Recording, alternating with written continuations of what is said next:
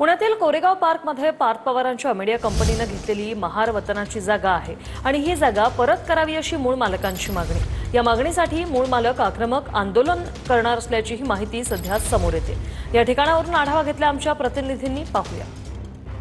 शिवसेना उद्धव बाळासाहेब ठाकरे पक्षाचे नेते अंबादास दानवे यांनी कोरेगाव पार्क परिसरातील 40 एकर जागा उपमुख्यमंत्री अजित पवार यांचे सुपुत्र पार्थ पवार यांनी घेतल्याचा आरोप केला होता आणि सध्या मी त्या जागेवर आहे। हे जे गेट दिसतं, या गेटच्या आतमध्ये जवळपास 43 एकर ही जागा आहे आणि त्यापैकी 40 एकर जागा जी आहे ती उपमुख्यमंत्री अजित पवार यांचे सुपुत्र पार्थ पवार यांनी घेतल्याचा अंबादास दानवे यांनी ट्विट केलं होतं। त्याच्यानंतर मुख्यमंत्री देवेंद्र फडणवीस यांनी या सगळ्या प्रकरणाची चौकशी देखील करणार असल्याचं सांगितलं होतं।